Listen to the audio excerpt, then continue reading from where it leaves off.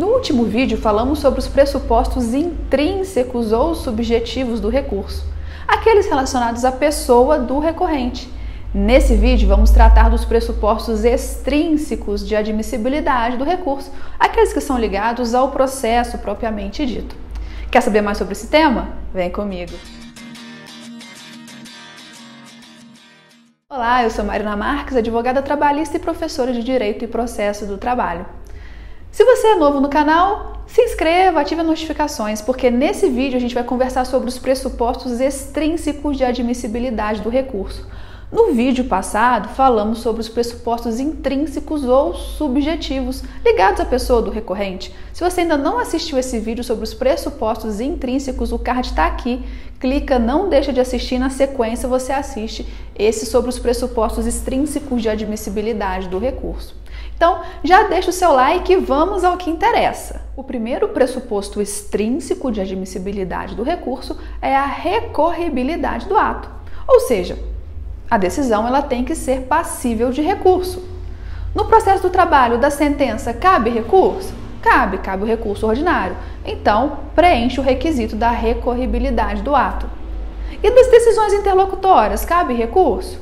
Não. Aqui no processo do trabalho, das decisões interlocutórias não cabe recurso de imediato em razão do princípio da concentração e da celeridade. Então, de recurso de decisão interlocutória não cabe recurso, então não preenche esse requisito da recorribilidade do ato.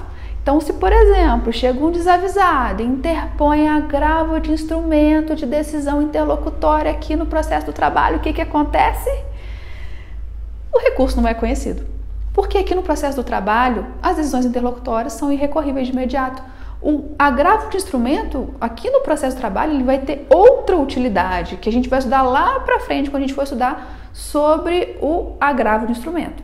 Das decisões interlocutórias, não cabe agravo. Não cabe agravo de instrumento, não cabe nenhum recurso de imediato. Então, o que a parte faz? Por exemplo, se está numa audiência e o juiz rejeita a oitiva de testemunha e indefere o pedido de oitiva de uma testemunha. O que a parte faz? Aí é o que a gente chama de protesto antipreclusivo. A parte vai registrar o seu protesto em ata, nesse caso, por ser numa audiência. Se for outra decisão interlocutória no curso do processo, ele vai fazer uma petição, que é um protesto antipreclusivo, e no momento oportuno ele vai interpor o recurso ordinário ou outro recurso que for cabível. Então, o primeiro pressuposto extrínseco de admissibilidade do recurso é a recorribilidade do ato. E o segundo pressuposto extrínseco de admissibilidade de um recurso é a adequação. Além da decisão ser passível de recurso, que é o requisito da recorribilidade, é preciso que a parte interponha o recurso correto, o recurso adequado, por isso o princípio da adequação. Por exemplo, de uma sentença no processo de conhecimento, no processo do trabalho, cabe recurso ordinário. Se a parte, por uma loucura qualquer, interpuser apelação, interpuser um recurso de revista, ele não vai ser conhecido, porque a parte interpôs o recurso incorreto. Embora nós tenhamos no processo do trabalho o princípio da conversibilidade, da fungibilidade, o requisito da adequação continua sendo um pressuposto de admissibilidade do recurso. O terceiro requisito de admissibilidade do recurso, o terceiro pressuposto extrínseco ou objetivo, é a tempestividade. E a tempestividade está relacionada com o prazo para a parte interpor o recurso. Aqui no processo do trabalho, a regra é que a parte tem 8 dias úteis para interpor o recurso a contar da decisão impugnada. Regra, 8 dias. Mas nós temos algumas exceções. Embargo de declaração, prazo de 5 dias úteis. E o recurso extraordinário para o STF, prazo de 15 dias, nos mesmos termos lá do CPC, sabe? O Código de Processo Civil, aquele que foi editado só para servir como base subsidiária, como fonte subsidiária do processo do trabalho. Então, ele mesmo. Brincadeira. E os agravos regimentais. Os agravos regimentais vão seguir o prazo estipulado no regimento interno de cada tribunal. Então, para a sua prova de OAB, você não precisa se preocupar com o prazo para interposição de agravo regimental. Alguns vão estabelecer o prazo de 5 dias, outros de 8 dias. TST, 8 dias. Agravo regimental não se preocupa com o prazo para a sua prova da OAB. Em regra, os recursos no processo de trabalho possuem o prazo de 8 dias, exceto o embargo de declaração, que são 5 dias, e o recurso extraordinário, que o prazo é de 15 dias. Lembrem também que os entes de direito público, administração pública, União, Estados, Distrito Federal, municípios, suas autarquias e fundações públicas possuem o prazo em dobro para recorrer. E o recorrido também vai dispor do mesmo prazo para apresentar sua resposta ao recurso, contra razões, contra minuta, a depender do recurso interposto. E, por fim, lembrem-se, os prazos no processo do trabalho também são contados em dias úteis. E caso haja um feriado municipal, local, a parte que interpuser o recurso vai ter que comprovar no recurso a existência desse feriado local, porque o TRT da capital não é obrigado a saber que na cidade de onde está sendo interposto o recurso é feriado, então teria mais um dia de prazo, já que os prazos são contados em dias úteis. Então, terceiro requisito, terceiro pressuposto de admissibilidade é a tempestividade. E o quarto pressuposto extrínseco de admissibilidade do recurso é a regularidade de representação processual. Representação por quem? Pelo advogado. De acordo com a súmula 383 do TST, se o recurso ele for recebido, se ele for firmado por um advogado que não tenha procuração até o momento da interposição do recurso, esse recurso não deve ser conhecido. Mas, calma. Primeira coisa que você precisa saber é, tem que ter a regularidade de representação, que é o requisito extrínseco, que é o que? A procuração, o advogado ele tem que estar devidamente representado por meio da procuração nos autos do processo.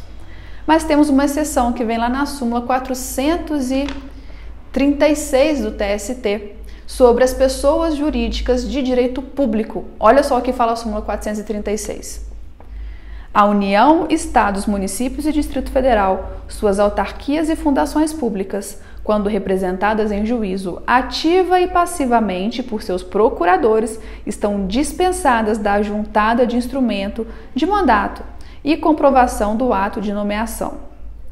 Para os efeitos do item anterior, é essencial que o signatário ao menos declare-se exercente de cargo de procurador, não bastando a indicação do número da inscrição na OAB. E eu sei que eu falei para vocês que a súmula 383 do TST estabelece que se no momento da interposição do recurso for verificada a irregularidade de representação, esse recurso não deve ser conhecido. Mas nós temos uma instrução normativa do TST que estabelece que, recebido o recurso, o relator, se ele verificar que existe essa irregularidade de representação processual, ele deve suspender o processo e conceder um prazo para que a parte sane esse vício, para a parte apresentar a procuração. Pode ser recorrente ou recorrido, independente, o que tiver faltando a procuração. Se passou o prazo concedido pelo relator e a parte não sanou o vício, aí sim, nessa hipótese, que o recurso não vai ser conhecido. E não se esqueça também que no processo do trabalho nós temos o ius postulandi. O que é isso? É a possibilidade da parte litigar em juízo sem ser representado por um advogado. O que na prática não acontece muito, ainda mais com o PJE, mas ainda é permitido na CLT a interposição de recurso pela própria parte sem a representação de advogado nos procedimentos ordinários. Então, o que isso significa? Se a parte ajuizou uma ação sem a representação de advogado, ela não precisa de advogado para recorrer da sentença. Então, o recurso vai ser interposto pela própria parte, nesse caso não vai se exigir a procuração. Mas atenção para um detalhezinho. Isso só nas instâncias ordinárias. Recurso para o TST exige a regularidade de representação. A parte não pode haver o ius postulandi em recursos de instâncias extraordinárias, ou seja, para o TST. Somente admite-se o ius postulandi até o recurso ordinário. Recurso de revista precisa sim de a parte estar representada por advogado. E o quinto pressuposto extrínseco de admissibilidade é o preparo. O preparo se compõe de custas e depósito recursal. Mas como esse tema ele é muito importante, eu vou fazer um vídeo somente sobre preparo e você assiste na sequência desse vídeo. Então, se você ainda não se inscreveu no canal, se inscreva e ativa notificações para você não perder nenhum vídeo, inclusive este vídeo sobre preparo no processo do trabalho. Resumindo, quais são os pressupostos extrínsecos de admissibilidade do recurso? Recorribilidade do ato, adequação, tempestividade, regularidade de representação e preparo. Se faltar qualquer um desses pressupostos, o processo não deve ser conhecido. Então, na sequência desse vídeo, você já engata e assiste ao vídeo sobre preparo no processo de trabalho, ou seja, custas e depósito recursal, tema importantíssimo que é o que mais cai quando a gente fala sobre pressupostos de admissibilidade no processo do trabalho. Então, te encontro no próximo vídeo, hein?